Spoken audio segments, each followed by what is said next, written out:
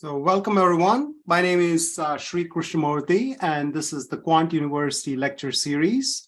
As you all know, QuantUniversity has been hosting these lecture series, and primarily we focus on the topics of artificial intelligence, machine learning, and issues pertaining to adoption of these systems in various workflows. As you all know, the complexity of these models have been increasing day by day. And with the introduction of large language models in the last few years, we have seen a tremendous growth in the possibilities. But with those possibilities also comes risks. And we are also seeing a lot of emphasis on discussion on how do we address these particular risks? How do you even audit a model? What do you think about reproducibility, auditability, traceability? And also the aspects of with ChatGPT and other large language models, what access would you have to the actual model itself? Would it be through an API? Would it be an open source model which you can further train? So all these are questions which are being asked in the industry. And as you all know, QuantUniversity has been hosting various professionals, academics, industry experts who have been working in these areas, and we bring those speakers to share their extensive knowledge with you all. So today we are fortunate to have Andrea Brennan from In-Q-Tel. And In-Q-Tel recently completed a project which involved auditing RoBERTa, which is, as you most of you know, is a pre-trained large language model. And with the interest in large language models, with the releases of ChatGPT and Bard and Llama and all the other new models in the ecosystem, I thought it would be interesting to kind of hear what were the issues when you think about using a large language model, and how do you even audit a model? So Andrea and her team had put together a lot of effort, and they've released a wonderful report and a detailed blog post on basically the tenets of how the audit was structured and what were the lessons learned when the audit was conducted. So I would hand over the stage to Andrea in a minute. Before that, I would like to welcome you, Andrea. Thank you for making the time for us. And a brief introduction to Andrea. Andrea Brennan is SVP and Deputy Director of IQT Labs, where she works with visualizing uncertainty, explaining AI, and communicating technical concepts in clear and intuitive ways. Previously at MIT Lincoln Laboratory, she managed the development of new software tools that helped researchers analyze data about communication networks. Andrea has a master's in architecture and architectural design from MIT. I was just at MIT yesterday. And a bachelor's degree in mathematics and studio art from Grinnell College. And from our prior conversation, I also got to know that Andrea is an avid rock climber and a yoga enthusiast. So welcome, Andrea. Thank you. Thanks for having me. What we'll do is we will spend the next 30 to 40 minutes or so hearing about the audit and the tenets of the audit and the lessons learned. And then we'll open up for question and answers. If you have any question and answers along the way, please type them in the question and answer window. And either during the presentation or afterwards, I will communicate those questions to Andrea, and we'll look forward to the discussion. Take it away, Andrea. Great, thanks. I'm just going to share my screen here to put up the slides. Can you all see that? Yes. Great. So hi, everyone. My name is Andrea. It's really an honor to join you all today. And before we get started, I just want to say thank you to Sri for inviting me to speak with all of you and for all of your time and attention. So as Sri mentioned, today I'm going to talk about some of the things that my team and I learned last spring when we audited this large language model called RoBERTa. But before we get to that, I thought I'd give you a little background on where I'm coming from. So I work at a company called In-Q-Tel. And In-Q-Tel is an independent nonprofit organization that functions as the strategic investment arm of the US intelligence community. So In-Q-Tel was stood up by the CIA in 1999, but today we work with a range of different agencies across the IC.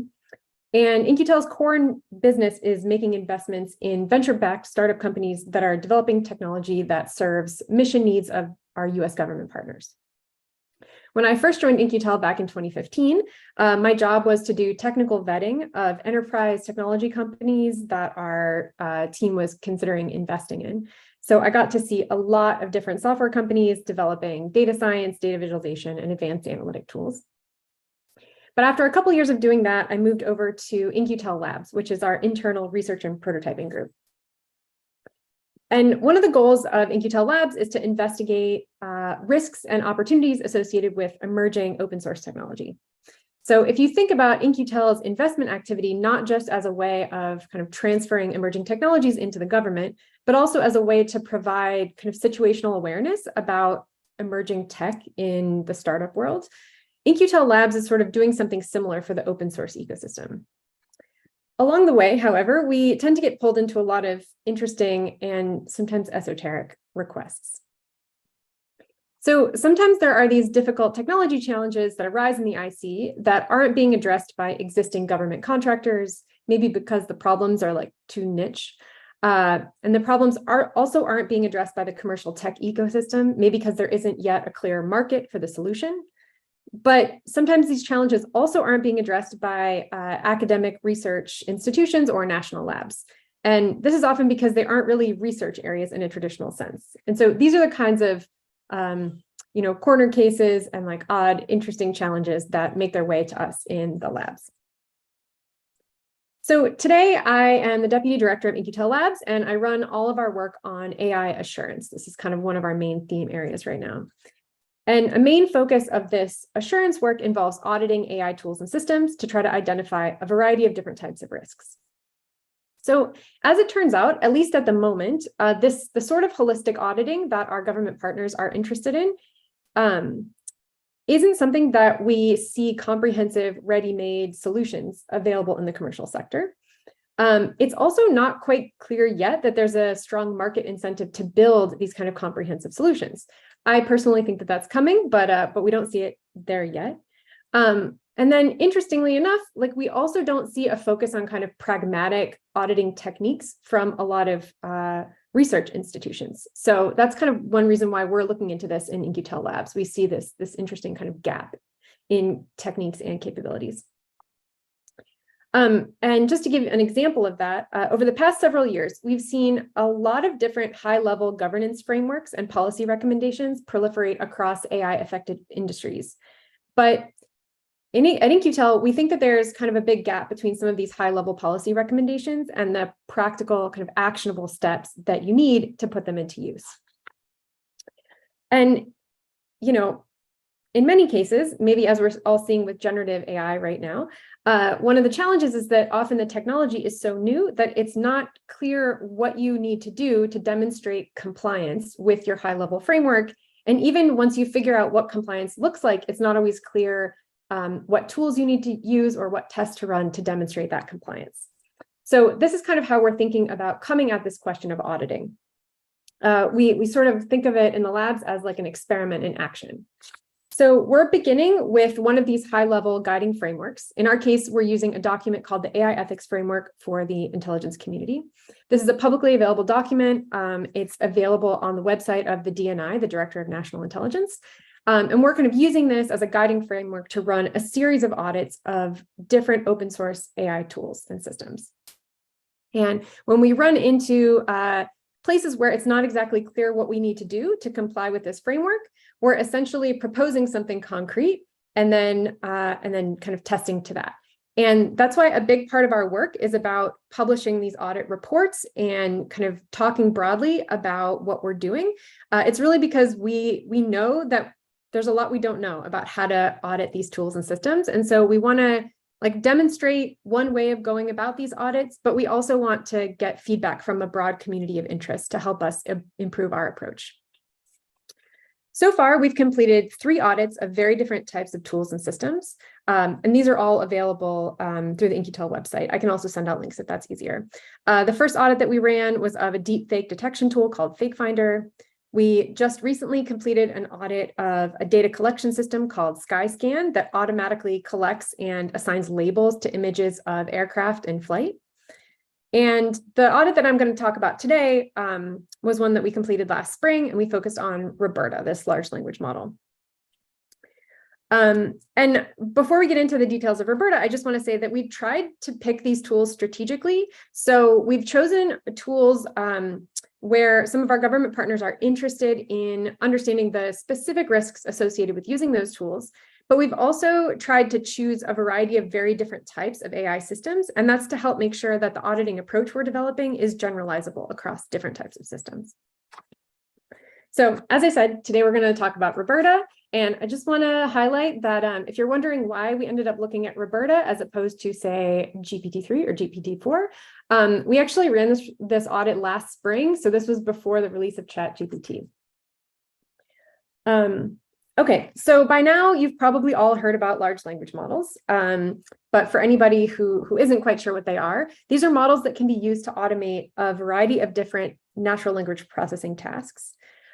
These models are trained on very, very large amounts of data that's scraped from the internet and from digital platforms.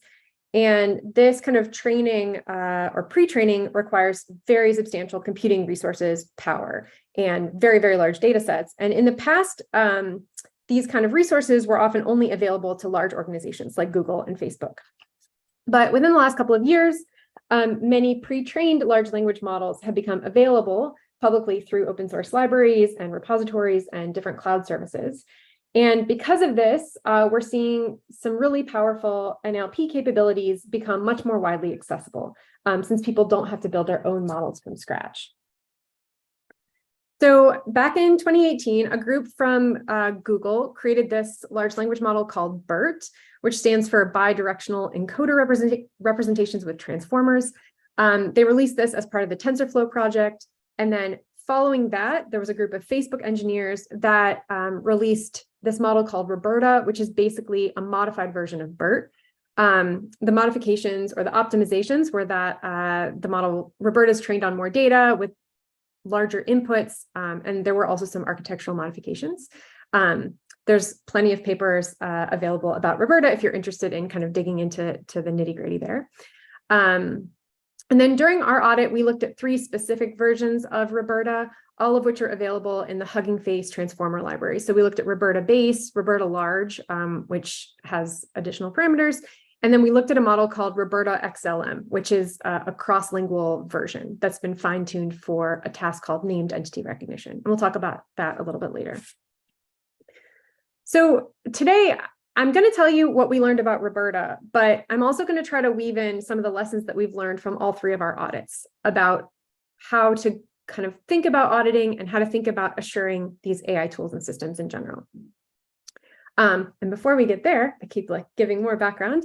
I thought I'd give you a little bit of background on me and some of my prior work in the labs, because I think this has really shaped how I think about questions related to assurance and risk and trust. So back in 2017, when I first moved from the investment side of In-Q-Tel over to In-Q-Tel Labs, it was to come run a project about identifying sources of uncertainty in data analysis. So at the time, we were trying to characterize and track different types of errors to understand how they propagate across automated data workflows. And our real goal was to be able to try to communicate these different types of error and uncertainty to people using automated tools. So given where I work, the people or the users that we're often thinking about are intelligence analysts. And given my background in design and data visualization, a main focus of this work was in trying to use different visualization strategies and interface design techniques to help intelligence analysts understand and reason about uncertainty. And as it turns out, this is a really, really hard problem. So as I'm sure you all know, the output of machine learning models is imperfect and it's incomplete. So these models don't give us facts.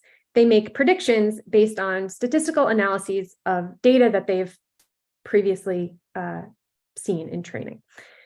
Now, these predictions are always probabilistic, which means they're always going to be uncertain. But somehow, even if we know this conceptually, when we're using these tools in practice, it can be very easy to forget that. And I think this is partly because a lot of machine learning tools, they either downplay this inherent uncertainty or they convey it in a way that's sometimes confusing or unhelpful to people who don't have advanced training in statistics. That said, for reasons that you can probably guess, This uncertainty is a real concern in the world of intelligence because understanding uncertainty is critical in being able to assess the reliability of the information that we're getting out of these tools. So over the next couple of years, this focus on uncertainty took our team in a lot of different directions. We designed and built a series of prototype front-end software tools to try to display and communicate different types of uncertainty. We ran a series of empirical experiments on Mechanical Turk to try to understand how people interpret and understand quantitative information, and especially uncertain information when it's presented to them in different ways. And we even waded into the murky discourse about explainability and interpretability, eventually running a qualitative study to tease out what people are actually really looking for when they say they want explainable AI. And at one point, one of my colleagues, George Siniowski, and I got, I would say, mildly obsessed with this challenge of trying to help domain experts look at the output of multiple models. So we were interested in trying to help people compare not just the predictions that models were making, but also to understand the different models' confidence in those predictions. And back in 2019, we were building a prototype software tool that we called VisiFlu as a way to experiment with different interface design strategies. And we were using a publicly available data set about influenza forecasts to try to test out some of these different design strategies. And I will never forget the pushback that we were getting. This is back in December of 2019, as we were getting ready to co-present our VisiFlu tool at this infectious disease conference called Epidemics. So we were co-presenting with some folks from the CDC influenza forecasting team that we'd been working with on the tool. And while they definitely understood the challenge of communicating uncertainty, everyone else seemed to think that our work was like so unbelievably obscure and esoteric. I mean, think back to 2019. Who on earth cared about flu forecasting, let alone understanding and comparing the uncertainties across various types of infectious disease forecasts? I mean, you can probably guess where the story is going, but suffice to say that 2020 was definitely the most surreal phase of my career so far. In addition to all of the obvious reasons of dealing with a global pandemic, VisiFlu, this seemingly esoteric little software tool that we had designed, was getting all kinds of attention as a lot of people high up in the government were realizing just how hard it is to communicate effectively about the uncertain output of machine learning models. So throughout all of this work, I think what we've really been after is trying to help people, particularly domain experts, so not data scientists, not computer scientists, not statisticians, but people who are experts in the content of the data, to help them use the output of AI and ML tools. And this is what I think of as human-centered design. So at the end of the day, personally, I really only care about these emerging technologies when they help someone solve a problem. And increasingly, given all of the hype and the buzzwords and even the backlash that we see when it comes to AI, I just really want IQT Labs to be an honest, trusted source of information about this technology. We know that none of these tools are perfect and they're never going to be perfect. But the thing is, they don't have to be perfect to be extremely useful. So in our work on AI assurance, we're not trying to eliminate risk because we know that's impossible. Basically, all we're trying to do is to help people understand the limitations of these tools so that they can use them more effectively and more responsibly. And to do this, we try to think as diligently and as systematically as we can about what could go wrong.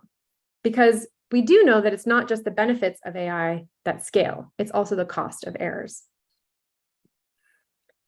So when it comes to any software tools, whether they contain machine learning components or not, one thing we know for sure is that some of the time, some of our tools are going to fail. And we do know that AI and ML tools, as useful as they are, do pose some unique modes of failure. So recently, there's been a lot of kind of enthusiasm and excitement about these adversarial attacks. So different ways of tricking machine learning models into making errors or to making kind of bad predictions. But these types of intentional failures or really attacks on models are not the only types of problems that we have to worry about when we're talking about AI failures or AI incidents. So in practice, a lot of failures or AI incidents are unintentional. They're actually just the result of oversights or engineering mistakes or some other unintended consequences. And this could be anything from bad or incomplete training data to model drift or changes in the environment to plain old user error. So people just using the tool to do something that it wasn't intended to do or to be used for. So this is something that we think a lot about, right? The way that these AI incidents are often not just about the technology. They have something to do with how people interact with and interface with the technology to take some action or to try to do something. So before we started our first audit, we began by collecting and analyzing 169 examples of AI incidents that were covered in the public news media. And we did this because before we started thinking about what we wanted to test for and what kind of risks to focus on, we wanted to sort of have a better understanding about the different ways that these tools can fail. And we wanted to try to get our arms around what types of incidents we might be able to realistically prevent if we had the right tools and testing methodologies. And from this initial study, one thing that really stood out to me was that 95% of the incidents that we saw were due to unintentional failures. So they weren't attacks by nefarious actors. They were just oversights and mistakes that ideally could have been prevented with the proper kind of testing or auditing. So, we saw incidents where a model wasn't properly validated, or it found relationships between irrelevant features in the data. And in many, many cases, there was just a case where the training data was biased or incomplete in a way that no one realized. And so this led to kind of unintended effects or outcomes.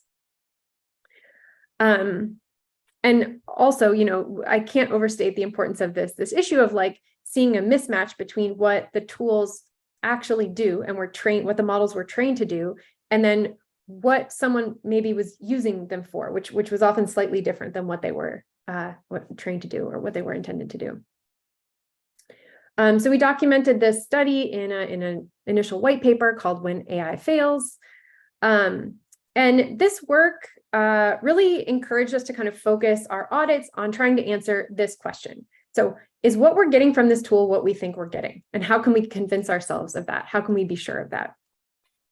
Now, to answer this question, we have to be able to identify and characterize and ideally mitigate a wide variety of risks.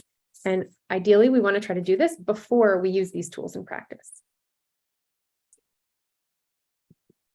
Okay, so now we're getting into the audit. And again, I'm going to try to structure this not only to talk about findings about RoBERTa, but also these like lessons that we've learned about auditing in general.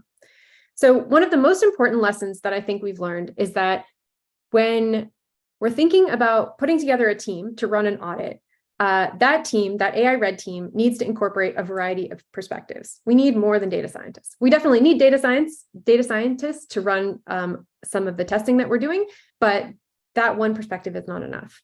So, and I think this really comes down to, if we want to think broadly about risk, it's really beneficial to bring together people with different types of skills and different types of background and expertise, because this different types of expertise encourages people to think about risk differently. So they just think about different types of problems when they come from different backgrounds often. And this can be very, very valuable when you're trying to do a holistic type of audit. So in our audits, we focus on 4 main topics, each of which map to different sections of that AI ethics framework that I mentioned. So we do an ethics assessment, we do a battery of bias testing, we do a security audit, and then we look at the user experience of the tool. And so essentially, each of our audits is actually kind of like 4 mini audits. And these are often conducted by different combinations of people from our red team. Now, when I say like we need to bring together people with different skills, we've experimented with different team makeups and compositions, but at a minimum, I think it's very important to include people with the following types of expertise. And sometimes you can find a single individual that obviously has multiple of these experience bases, but sometimes you need to bring in different people. So at a minimum, I think we need to hear from people who have deep knowledge of data science. It's very helpful to have people with an engineering background. We definitely need security expertise. We've also gotten a lot of benefit from bringing in people with legal expertise. We've found it's helpful to have somebody who's thinking about the user experience of the tool.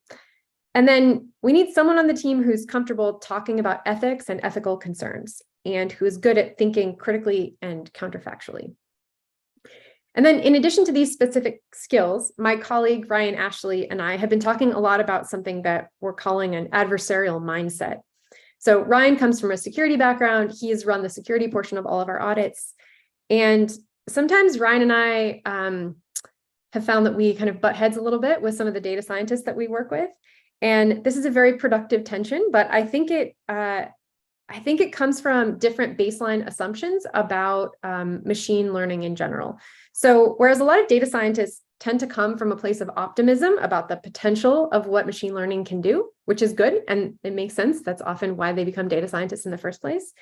One thing that Ryan and I share is, we'll call it a healthy skepticism about this technology. So for better or worse, we tend to start with an assumption that there are problems and then that we just need to find. We don't kind of start with a default type of optimism that the tools are doing exactly what people claim that they do. And I think this kind of mindset is actually really important as well, this kind of a critical or skeptical mindset. Okay, lesson number 2. When you scope the audit, it's very important to have a use case in mind. Now, this may or may not seem obvious depending on how you think about the purpose of an audit. For example, if you think about an audit as something that you do when you're looking to buy an AI tool to do something specific, then you kind of already have a use case in mind. But believe it or not all audits begin this way. I can't tell you, for example, how many requests we've had recently to audit GPT-4. We just get these requests like, can you audit this model for us? And this is actually how our RoBERTa audit began. So we were working with a group at one of our government partner agencies, and they wanted us to help them understand how to test for and quantify bias in RoBERTa. But we kind of were stuck at the beginning because we couldn't figure out how to do this when we were thinking just about RoBERTa as a model in the abstract. Because the tricky thing about bias is that essentially all models are biased on account of their training data, right? I mean, if you think about it, in a way, like the process of training a model is teaching it to discriminate between certain things in a particular way. And this isn't all bad. Like, not all bias is bad. Some of it is actually like what you want to use the model for. What we really want to do is eliminate or at least understand undesired or unintended biases. But it's very difficult to distinguish between desired and undesired bias if you don't know what you're trying to use the model for. Sometimes there may be biases that just aren't a problem at all, depending on your use case. But then, if you have a use case where you're using a model to kind of inform decisions that impact people's lives in a clear way, then you want to make sure that that model isn't kind of behaving differently based on arbitrary facts about the people, right? So anyway, that's a very long way of saying that, like, it's very important to kind of not just identify the tool or model that you want to focus on in the audit, but also what it's going to be used for. What is the use case? So in this audit of RoBERTa, we decided to focus on a task called named entity recognition. So this is an information extraction task where you use a model to automate the identification of entities. So an entity might be a person or an organization that appear within a corpus of text. So here, there's an example on this slide. If I had a corpus of unstructured text that included this sentence, Andrea's birthday is March 17th. Now, if we used a model like RoBERTa to run NER on this sentence, we would expect it to identify Andrea as a named entity, in this case, a person. So to ground our audit, we're imagining a use case where an intelligence analyst is using RoBERTa to run NER on some corpus of text in order to identify entities that are named in that corpus. Now, once we solidify this use case, we can begin the first portion of our audit, an ethics assessment. And I think it's very important to start in this way because the ethics assessment both helps to clarify the kind of risks and opportunities of using this model in this use case, but it also helps us scope the rest of the audit. So we basically use our ethics assessment as a way of prioritizing the rest of our auditing activities because we try to focus on what are the potential harms and then which of those harms are kind of the most severe, or what are we worried about the most? And that's what we focus on in the audit. So to do this in our ethics assessment, really all we're trying to do is think systematically about harm. So, if we use this model to do this thing, what could go wrong? And if that happens, who might be hurt? So we, across all of our audits, we've been using this technique called an ethical matrix. This is something that Kathy O'Neill and Hannah Gunn developed. They wrote about it in an article called Near-Term Artificial Intelligence and the Ethical Matrix. And basically, this is just a structured thought exercise where you identify a range of stakeholder groups. Those become the rows of your matrix. And then there are different ways to structure the columns, but in this case, we decided to focus on different types of error, so false positives and false negatives. And then by kind of forming this matrix, you just think through each cell. And it's a way of kind of encouraging the team to kind of think about potential harms to different stakeholder groups that maybe you wouldn't immediately think of. So for this ethical matrix for RoBERTa, the stakeholder groups that we identified, or the rows of our matrix, we thought about model developers, tool users, the user's organization. We thought about named entities who might appear in the data corpus. We also thought about named entities that might appear in training data. And then we thought about the general public, because this is a government activity. And after thinking through a range of potential harms, I should also mention that in addition to false positives and negatives, in this case, we also have a column for true positives and negatives, because it's also possible that harm can occur even if a tool works as expected. And so we wanted to kind of think through that as well. So after going through this assessment, we decided that something we were worried about was the potential to draw incorrect conclusions. So if there were important entities in a data corpus that were not identified because RoBERTa failed at NER for some reason, then that would be important. And furthermore, if there were systemic biases in the model behavior, for example, if RoBERTa was better able to identify, say, common Anglican names compared to Russian names, for example, this would be very important to know before you were using this model or this tool, because that could lead to kind of undesired systematic biases in the conclusions that were drawn. Okay, lesson number 3. When evaluating models, we need to look at more than accuracy. So for the bias testing portion of this audit, we ended up working with a law firm called BNH.ai that specializes in AI liability and risk assessment. And the first thing we did was develop a high-level bias testing plan for RoBERTa that was informed by the ethics assessment we had already done. And during this part of the work, we identified 3 main techniques: so statistical testing, adversarial attacks, and bug bounties that we could use to test for bias. And then after we decided to focus our efforts on statistical testing, we designed 3 different experiments to run. And the goal of these was to quantify the type of potential undesired bias to kind of get a better handle on that. So we had identified this potential bias in our ethics assessment. This bias testing, we were trying to kind of quantify that and understand, like, to what degree was it a problem in RoBERTa. So these kind of bias testing strategies and the experiments, this is all described in a lot more detail in our audit report, if anybody's interested in the details. But just to go through these really quickly, the first experiment, which we called cross-lingual name swap, in this case, we basically compiled these lists of common names from a variety of different languages, and we used an open labeled data set called Protagonist Tagger, which is basically 13 novels. And then those novels, the entities are labeled. And then what we did is we basically swapped in the names from different languages and measured how well RoBERTa did at recognizing named entities. For experiment 2, we did something similar, but this time we substituted in kind of different subwords and random sequences of characters. This was to look for sort of backdoors in the model. So was there a way that we could like introduce different sequences of characters to kind of break RoBERTa's ability to do NER?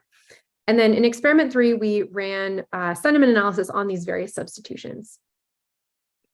And I mentioned that we want to look, beyond accuracy. So in terms of metrics, these are the metrics that we looked at to test for bias. So we look at adverse impact ratio. This is the rates at which entities from different groups are identified compared to a control group.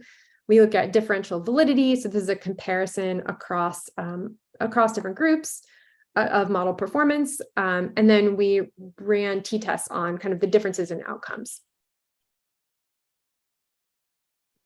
And we ended up writing up the results of our bias testing in an IEEE paper. But to give a quick summary, for most of the languages that we tested on the NER task, we actually didn't find an indication of cross-language bias. RoBERTa performs like surprisingly well, or performs very well across different languages, which maybe isn't that surprising because it was trained as a multilingual model, but that sort of holds up. I mean, it performed very well.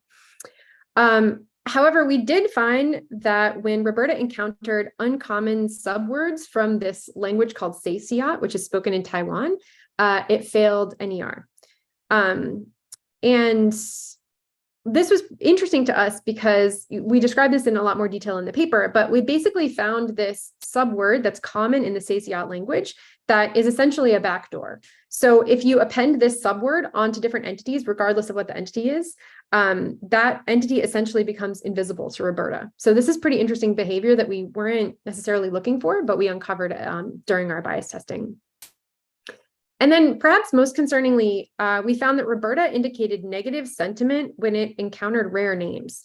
And so this is potentially quite problematic depending on how the model is used, but it could indicate pretty profound bias. Like, again, if we have all the results listed in the paper, but like, it's not a great sign if the model assigns negative sentiment to names that it, likely has seen less of. That's not something that's not really what I would consider desirable behavior. Okay, moving on to the security portion of our audit. So lesson number 4, security involves the entire ML stack, not just your model. Now, I mentioned earlier that there's a lot of attention these days on model-specific attacks, but we just want to underscore in our auditing that it's very important to think about the entire, software supply chain and the entire ML stack. And partly this is because if an attacker wants to cause harm or wants to muck with your system, they're going to take the easiest way in. And that's often not these complex ML or model-specific attacks. And another reason that we want to highlight this is because something that we've seen across all of our audits is that, data scientists often have kind of different expectations about security from some of security folks. For example, so much of data science work happens in Jupyter notebooks. And in these notebooks, arbitrary code execution is sort of the entire point, but this can be a very significant attack vector if your notebooks aren't secured properly. And this was really highlighted during our RoBERTa audit, where Ryan actually found 2 CVEs in Jupyter notebooks and Jupyter Server. And these CVEs had to do with the way that hidden files were being handled. And during the audit, Ryan went on to develop a pretty interesting exploit to demonstrate how he could use this vulnerability to wreak a lot of havoc. So I'll refer you to our audit report for all of the details here, but I do want to mention that during the audit, Ryan worked with Jupyter's security team to fix the issues that he uncovered, and patches have already been released for this. That said, this was like a pretty again, this was not something that we went out looking for in our audit, but it was interesting to us from a procedural point of view, because once he uncovered these CVEs, we realized we had to develop a policy around how we wanted to handle the disclosure of vulnerabilities that we discovered during the course of our assurance auditing. When you're looking at open source tools, there's a lot of different things to think about in terms of what parties do you notify and in what order. And so we detail this in our audit report as well, but we ended up kind of drafting a recommended policy that's based on like a standard industry disclosure practice, and then delivering that to one of our government partners as kind of an outcome of this audit. So the last lesson that I want to talk about is this idea of continuous assurance. And I wish that I had concrete things from our audits to demonstrate this, but this is really sort of where we're headed next. So as I mentioned, we've conducted these 3 audits. We've uncovered a lot of interesting vulnerabilities in the tools that we've looked at, but all of our audits so far have been really at one point in time. And we know that this is not enough. Like, one, it's not sustainable to just do these like labor-intensive, holistic audits that reflect only one moment in time, because so much about this technology is so dynamic. So next, we're like in the next phase of this work, we're really trying to think about this idea of continuous assurance. So how can you build assurance, and how can you build on some of these auditing techniques, but build them into your ML workflows and pipelines? And so one idea that we are experimenting with, we're calling it an evaluation authority.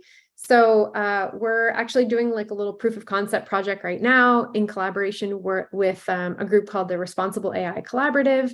And we're basically building out what we think of as like a consumer reports for models. And I should caveat that this is not a comprehensive consumer reports. We're really just building a proof of concept based on the testing that we did on our RoBERTa audit. So we're automating those tests and then kind of building the infrastructure to ingest any other language model from Hugging Face and run the same set of tests. So we're just doing this as a demonstration to show how you could generalize from an audit to something that allowed you to compare a range of different models or like a class of different models in a variety of different dimensions. And we think that the future of this kind of work could be really powerful, not just in helping people to pick the right model, but if there was this public way that kind of performance was looked at more holistically, it could help to set kind of a market standard for model performance. And then I just wanted to close with a mention of a couple other projects that we're working on in the labs, thinking about kind of the next phase of our assurance work. So in addition to trying to think more about continuous assurance and how to sort of scale out or generalize the work that we're doing to make it more, more generalizable. We are also developing some interactive like training or educational materials around assurance to help, I guess, a variety of different groups of people think more about some of the risks that are posed by deploying AI tools and systems. So one of these materials that we've developed is called Haywire, and it's an incident response style card game. So this is just a deck of physical cards that include like 20 AI incidents and 40 different injects. So injects are like a pile-on or like a plot twist, like something else that happens. And we've developed this card game that basically you can play it and it exposes you to a very, very wide range of different problems that could occur. And I should say too that all of the incidents referenced in this game are from the AI incident database. So they're all based on real world problems that have happened. And then the other materials that we've developed are basically a incident response style tabletop exercise. So whereas Haywire gives you an introduction to a very broad set of risks, our tabletop exercise goes really deep into one particular scenario. So this first tabletop exercise that we developed is actually based on the first audit that we ran of a deepfake detection tool called Fake Finder. So we used a lot of the problems that we had covered during that audit to kind of inform this tabletop exercise. So I don't want to give away the punchline in case anybody wants to sort of participate in this exercise, but it begins with this scenario, or what may or may not be a scenario, where a data scientist inside an intelligence agency uncovers what looks like bias in a deepfake detection tool. Meanwhile, there is the video in question that has like some very, very significant geopolitical consequences, and there's an intelligence assessment about the legitimacy of that video. So that's kind of the starting point for this exercise that then proceeds from there. And that is pretty much all I had to share today. So I've just compiled like a lot of the links related to our RoBERTa audit here. I can share this. So there's links here to the public report, also a series of blog posts. There's a reference for the paper that I mentioned about our bias testing, links to the models that we looked at. And then I also have just contact information where you can find us in the labs, and I put my personal email address there as well. Cool. Thank you so much, Andrea. This was very enlightening, and thanks for detailing the whole process, because it's kind of nice to know, where you started and how you kind of, approached it in a very methodical way. So people who are listening in, if you have any questions, please type it in. That way we could start the discussion. I actually have a couple of questions and a couple of comments along the way. And as you know, I come from a model risk management background. So there's a lot of discussion in the financial industry of potentially using large language models. The one thing which keeps coming up is the domain specificity, because these models could potentially be trained with data from the internet, but it may not be conducive for usage if it's going to be used in a very specialized scenario. Yesterday at MIT, close to MIT, there was the TEDx healthcare event, and there was a lot of discussion on using ChatGPT and other large language models in healthcare setting, electronic healthcare records, multimodal machine learning, which is, I guess, going to be the next step in after we kind of go beyond the language models, if you will. So how do we test for domain specificity and the aptness of usage of certain models in specific domains? Was that a consideration at all in terms of testing?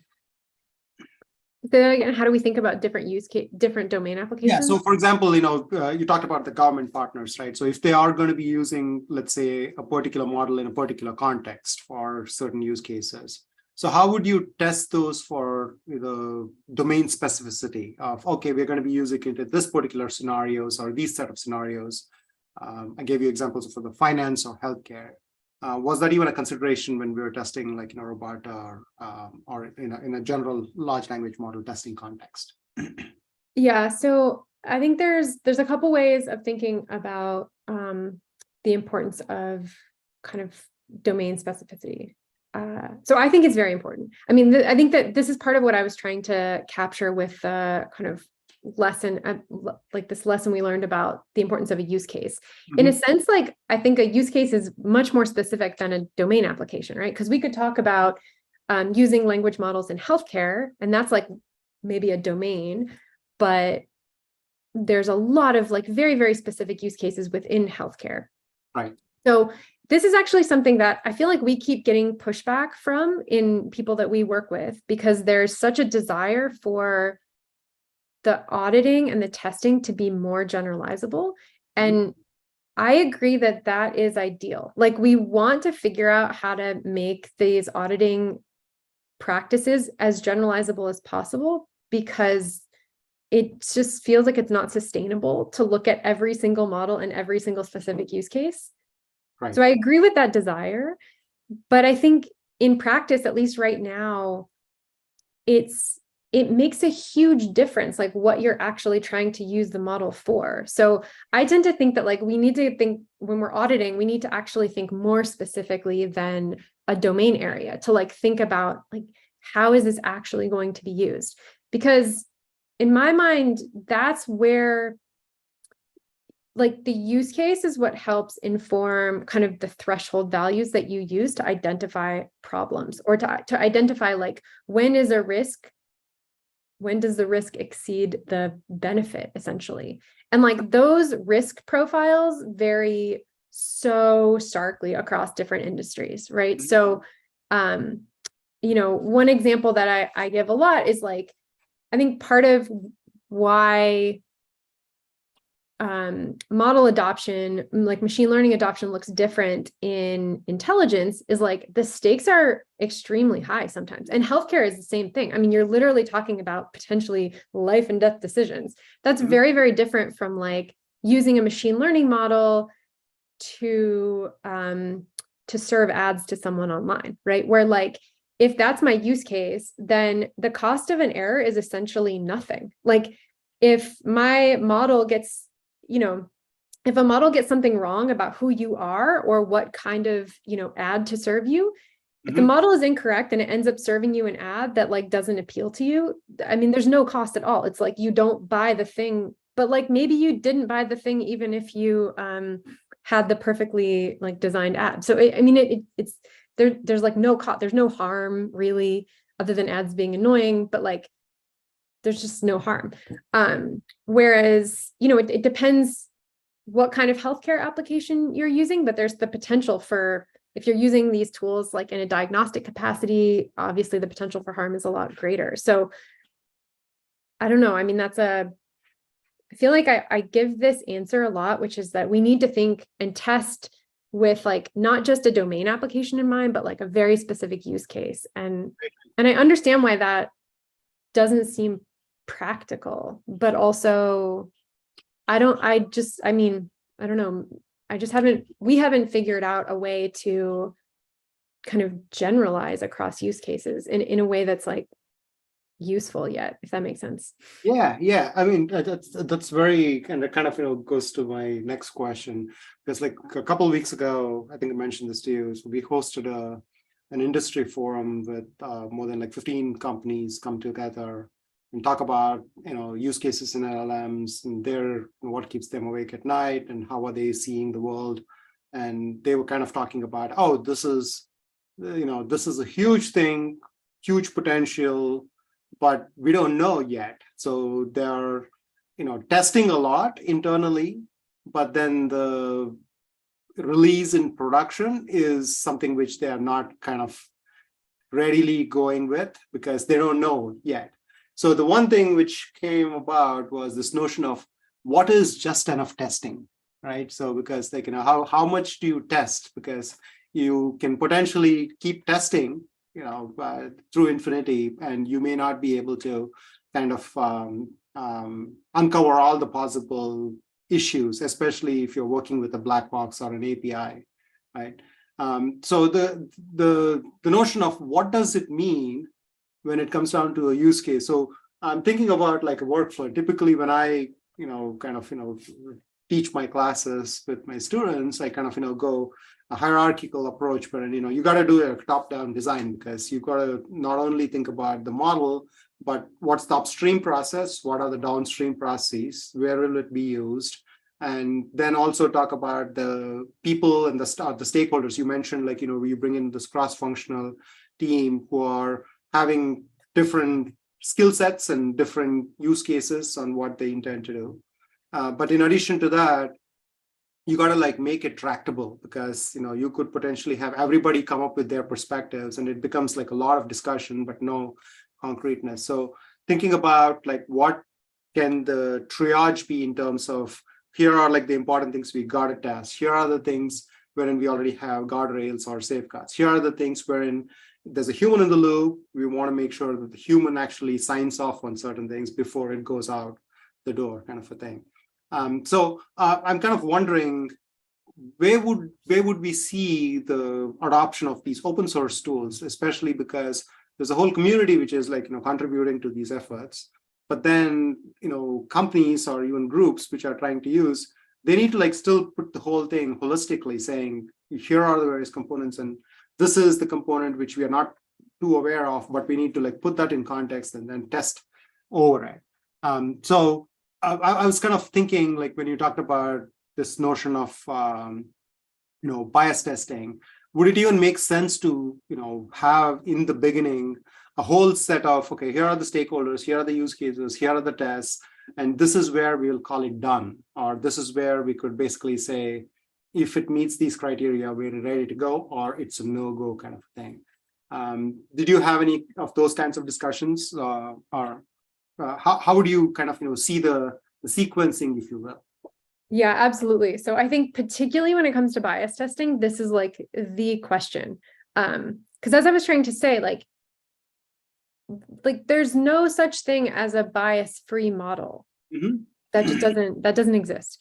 So right. The bias testing comes down to like trying to identify what are the undesired, what types of bias are a problem. Mm-hmm. And I think that is something that we can make some general statements about based on the law in some cases, right? Like we can sort of extrapolate from existing laws protecting groups from discrimination. But even with that, it's very hard to know when to stop. So for example, and this is part of why we across our audits, when we have done bias testing on tools that involve kind of representations of where the data is like a pretty concrete representation of a human, we've partnered with B&H.ai, this law firm, to help provide guidance on like how to do this bias testing and how to know when bias is like too much. Like what are the thresholds that we should be thinking about? Right. And so like we very intentionally partnered with this law firm because we did not know how to like draw these lines. Right. So, and there's a lot of different ways where it's very difficult to know what to do. So for example, we just take for granted that if you have a model that exhibits differential validity across protected classes, that's not good. Like we feel pretty comfortable recognizing that. Like we would not, for example, in our deepfake detection tool that we audited, if you had a deepfake detection tool or really any other tool that was more likely to provide erroneous predictions when it saw videos that included people of a particular race or ethnicity, like that's obviously a problem. Like you don't want to see your model being wrong more frequently for certain groups than others, because like that's like, I feel pretty confident saying that that's behavior we want to avoid. Right. Where it gets tricky, and that's obviously supported by like law around protected groups, protecting groups from discrimination based on characteristics. Where it gets tricky though is like how to define those groups in a way that sort of goes far enough, right? And so this is where we sought advice from lawyers, and they encouraged us to use kind of a breakdown of demographic groups based on kind of based on racial characteristics, right? Because there is precedent in law for defining groups that way. But like you could so we sort of did in that audit just like I think of it as like one level of, looking at how the tool performed on videos containing subjects that had different apparent characteristics. But we didn't test for like intersectional combinations, or like there's so much more we could have done. And essentially, like you can always kind of break groups down into like smaller and smaller. You can always look at like more detailed combinations of groups. And at a certain point, I can't prove this mathematically, but I feel like if you define your groups small enough, you're bound to find bias, right? Because you get biased performance in your model when you don't have like sufficient examples of those minority groups in your training data. So I feel like it's always probably possible to define the groups such that you would find bias. So the question is like, when is it enough? How do you know? Exactly. I mean, I think this is a really tricky question right now because we don't have clear laws, like where we don't have clear regulations dictating this. But, Patrick Hall, who's one of the partners at B&H, and I have talked about this a lot. And like, I think where we're at right now is like, we want to follow, like, it's a good idea to follow the existing law when it exists. And another part of bias testing is like to demonstrate good faith effort. And, maybe that doesn't go far. It probably doesn't go far enough, but it's better than nothing, right? So I think that's also part of why we, in our audit reports, we don't just provide the results of our testing. We try to lay out like almost as a narrative, this is the thought process that we went through. This is the ethics assessment that we did. And through that work, we identified this specific type of harm, and that informed our bias testing. And we know we didn't get everything, but like, this is kind of the thought process that we went through, because I don't know. I mean, there's always these questions about like, how do you know when it's enough? And there's always an opportunity to do more detailed testing and like go deeper and deeper. But I think that's part of why we're trying to like explain our thinking to like demonstrate a kind of best intentions or like a best effort analysis. And I think, part of it is also just being careful about what the claims are. Like we never claim to have identified all problems and all risks. Like we just say like, this is what we tested for and this is what we found. So we try to be very, very, very careful not to overstate like what we've done, if that makes sense. Absolutely. And just to draw, maybe we'll have time for like one last question. In the forum we just had recently in New York, so I made a personal observation because there was a couple of different groups, different companies, different sizes. So there was some folks who were like gung-ho, like, oh, this is cool, this is awesome, we'll get this going, kind of a thing. There were other people like, no, in our setting we gotta like go through a lot more process, we cannot send data out the door, we don't feel comfortable yet to go through the whole thing.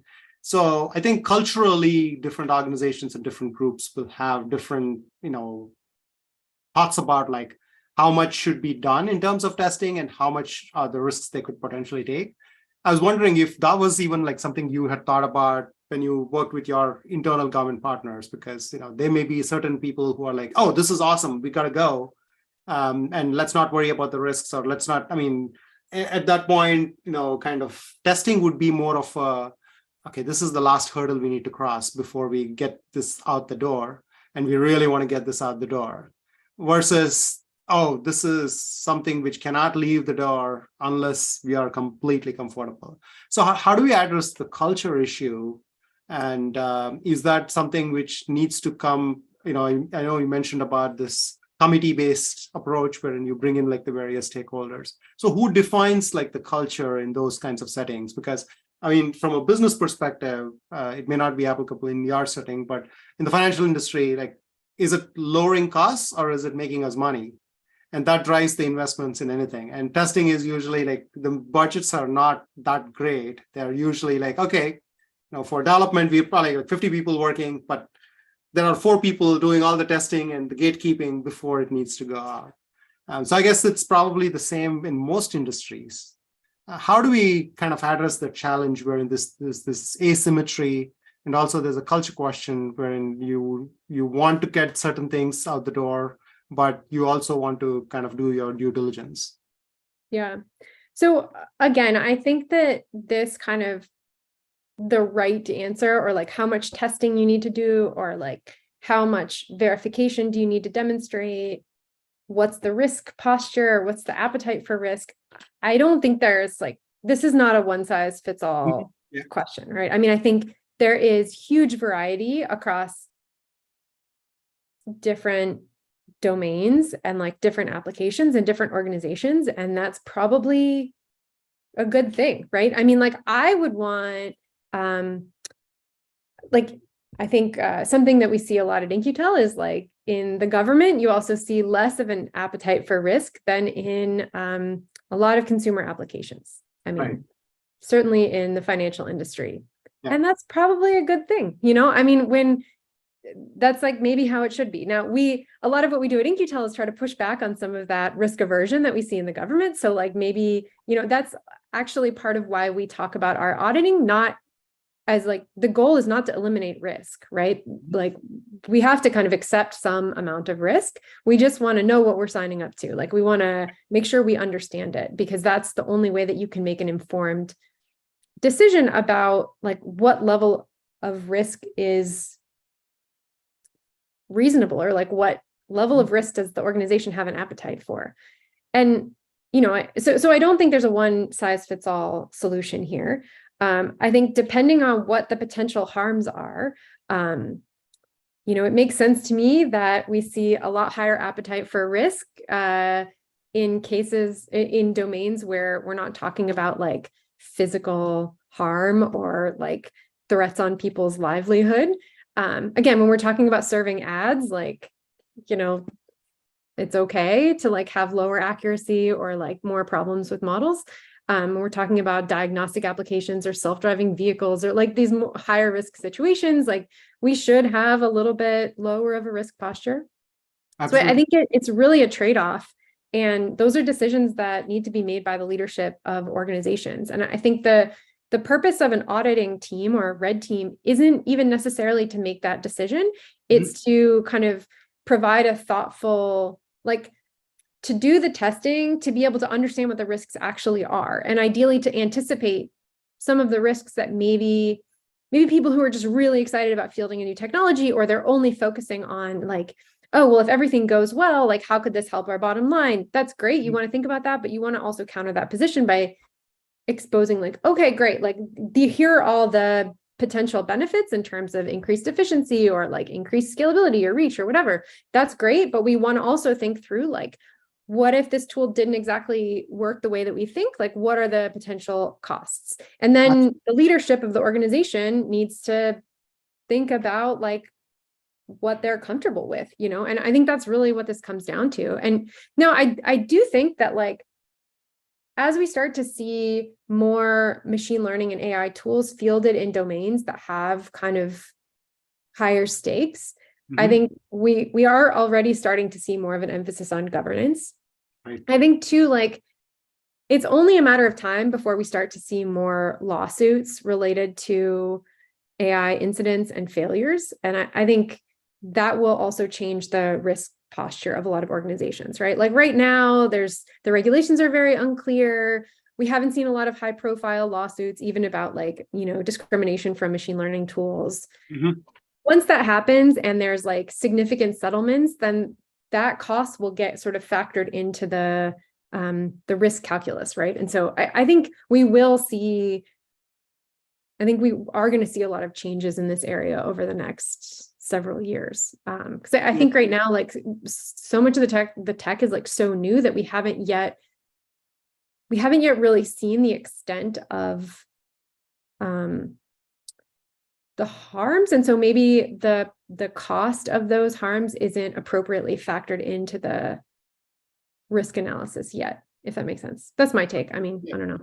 Yeah, thanks. This was absolutely fascinating, Andrea. I mean, I resonate with most of the things, we were kind of mentioning. I kind of, will probably end with this example. I usually tell my students, to draw a lot of examples from the auto industry. When the first cars came about, no one thought that it required brakes, it required seat belts, right?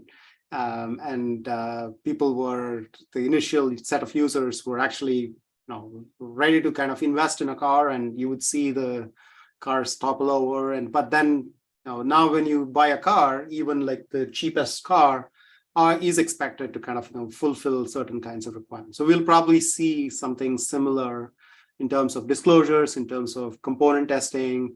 And obviously, it's the user's choice too, because if I'm going to be driving in Iceland, then I will be planning to rent a car which is ready for the roads in Iceland, versus if I'm going to be, driving in the city or renting a car to drive in a city. So there's going to be some user-based decisions based on how much risk they are ready to take. And there are going to be, laws which will basically mandate that if products needs to be released for certain settings, it needs to go through some amount of scrutiny and disclosures and everything. So it's a fascinating world. I love this whole area, and this is what I breathe and teach and kind of soak up on a daily basis with all the stuff which is happening. The one thing I would love to add is we're still scratching the surface. So probably 6 months later, we'll have a different surface. So the learning needs to continue, the discussions needs to continue. And I think people should be open to the idea that, along with innovation, you have to factor in that, there are not people out there to like block them to innovate, but you also need to think about, what is the responsible innovation, right? So in the financial world, there's this notion of risk versus reward. We just don't invest in everything into a stock because we think that's going to go up, because we'll be thinking like what's going to happen if stock doesn't go up, and we'll plan it appropriately, and we'll hopefully reach what's called as the efficient frontier of AI, which kind of balances the risks and rewards. So thanks again, Andrea, for taking your time and sharing this amazing research and all the resources you provided. For people who are listening in, we are going to share the slides and the video and all the other resources Andrea shared if you're signed up for the Zoom session, and we'll also post certain things on LinkedIn. And please, tune into our future sessions. As you know, we meet Tuesday afternoons from 12 to 1 p.m. And we'll be bringing in additional researchers and practitioners who've been working in this field so that we can continue this discussion and learn from each other, and also see how we can contribute to grow this field. Thank you so much, Andrea. Thanks all for listening in, and we will speak soon. Take care. Bye-bye. Thank you. Bye.